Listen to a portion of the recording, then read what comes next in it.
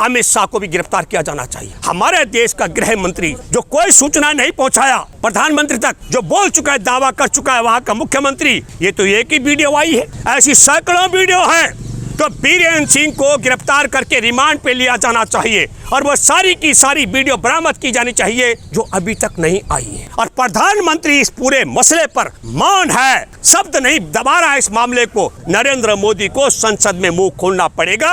और क्या कारण है कि देश का गृह मंत्री इस पर खामोश है और प्रधानमंत्री मुंह नहीं खोलना चाहता है? हिंसा तब होती है जब अचानक कुछ लड़ रहे हो, लेकिन जब पूरी सरकार, पूरी पुलिस, पूरा सरकारी तंत्र, मीडिया, राज्य से लेकर केंद्र की सरकार किसी एक तबके के साथ हो, तब उसे हिंसा नहीं कहते हैं। अगर हिंसा हुई होती तो बीरेन्द्र सिंह मुख्यमंत्री और देश के प्रधानमंत्री इसकी भर्त्सना कर चुके होते, निंदा कर चुके होते। आप मुझे बताओ, देशवासियों को देखना चाहिए, खंगालना चाहिए। आज तक 80 दिन से ज्यादा हो गए, नरेंद्र मोदी देश के प्रधानमंत्री ने ऐसा नहीं कहा। ये दुख और अफसोस की बात है कि वहां हिंसा हुई, हिंसा बंद होनी चाहिए। जब तक 5000 राइफल और light machine gun RSS Bhajpa के गुंडों के पास जो है वो जब तक जब्त नहीं हो पाएंगी, 6,32,000 गोलियां जब तक उनसे जब्त नहीं हो पाएंगी, जब तक उनके पास सरकारी असला रहेगा, तब तक शांति की बात तो हो सकती है, लेकिन शांति कायम कर पाना संभव नहीं है। मणिपुर हिंसा नहीं है, एक बहुत बड़ा षड्यंत्र है। षड्यंत्र मैं इसलिए कहना चाहता हूं दावे के साथ में कि जो मणिपुर में, इम्फाल में पुलिस के प्रशिक्षण केंद्र में जो हथियार, जो 7वीं 8वीं बटालियन के जो हथियारों में राइफल, लाइट मशीन गने और जो गोला बारूद और गोलियां हैं, वो सारी की सारी वहां पर गैर आदिवासी आरएसएस के भाजपा के कार्यकर्ताओं के हवाले बीरेन्द्र सरकार कर चुकी है। उसी हथियारों के बूते आप सब लोगों को मैं बताना चाहता हूं कि असम राइफल ने 3 मई की घटना के बाद की बात बता रहा हूं, जो आदिवासी कुकी समुदाय के लोग इम्फाल छोड़ के नहीं गए थे, वहां पर असम राइफल की पुलिस ने कहा हम आपकी हिफाजत नहीं कर सकते, आपको अपने वहां गांव में वापस जाना पड़ेगा। पूरा मणिपुर की बनावट एक कटोरे की तरह है। आदिवासी नागा और कुकी पहाड़ियों पर रहते हैं और जो कटोरे का समतल हिस्सा होता है उसे इम्फाल कहते हैं। वहां मेडिकल कॉलेज हो, सरकार हो, सचिवालय हो, डिग्री कॉलेज हो, तमाम जो व्यवस्था है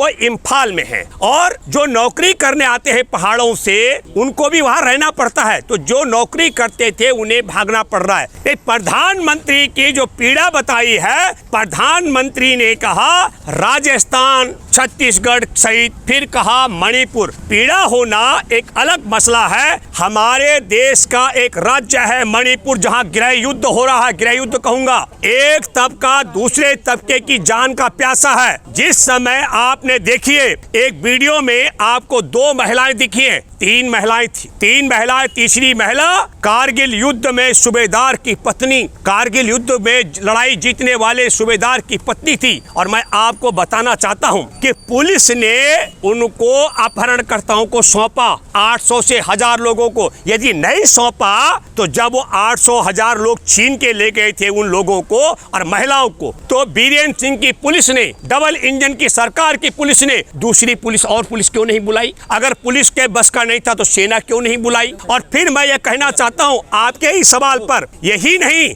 उसमें जब उनको लेकर गए तो एक उनका लड़की का भैया, 19 साल का लड़का जब आया मदद के लिए, उसकी गोली मार के हत्या कर दी गई। उन लड़कियों को, महिलाओं को नंगा कर दिया गया। हमारे देश की अगर सेना का सम्मान करते मोदी सरकार, भाजपा सरकार, तो एक सूबेदार की पत्नी को नंगा नहीं करते भाजपाई गुंडे। और नंगा किया था तो अब तक गिरफ्तार हो चुके होते 800 से 1000 गुंडे। दूसरी बात मैं कहना चाहता हूं, आदिवासियों का भी सम्मान नहीं करते, इस देश की महिलाओं का सम्मान नहीं करते। अभी भाजपा का परेशानी ये नहीं है, मणिपुर में जो गृह युद्ध का मामला है उस पर कोई शब्द नहीं है। उनका दुख और कष्ट है। आपने देखा होगा संसद के अंदर जो महिला बाल विकास मंत्री है, उनके हाथ में अगर स्मृति ईरानी के हाथ में तलवार होती, वो संसद में उस सांसद को काट डालती जिसने मणिपुर पर सवाल किया था। अरे भाई, सवाल किया जा रहा है और इस प्रकार के सवाल के जवाब में मंत्री का जो आवेश और गुस्सा, वो चैलेंज हमने पहली बार देखा। हाँ, दुख दिखा है राजनेताओं में। राहुल गांधी को बहुत प्रयास किया भाजपा सरकार ने रोकने का, लेकिन राहुल गांधी वहां गए, संदेश लेकर गए, शांति का संदेश लेकर के गए। इस बात को आपको समझना पड़ेगा। लेकिन मैं आपके माध्यम से एक बात कहना चाहता हूँ, शांति के लिए अभी जो अलायंस बना है देश में, इंडिया अलायंस के राजनेता वहां जा रहे हैं, लेकिन मैं मानता हूं बहुत बड़ा काम वो कर रहे हैं। जिस तरह राहुल गए हैं, प्रधानमंत्री तो मुंह खोलने के लिए तैयार नहीं है, मुख्यमंत्री मुंह खोलने के लिए तैयार नहीं है, महिला बाल विकास मंत्री तो तलवार से कत्ल कर देना चाहती है अगर कोई मणिपुर पूछेगा। एकमात्र उम्मीद बची, और वह उम्मीद है हमारे देश के मुख्य न्यायाधीश को चाहिए कि 4 मई की घटना, 18 मई को लिखित शिकायत और 21 जून को एफआईआर दर्ज की। इसका मतलब है कि अपहरण करना, पुलिस के चंगुल से लेके जाना या पुलिस का सौंपना, उस लड़की के भाई की हत्या करना,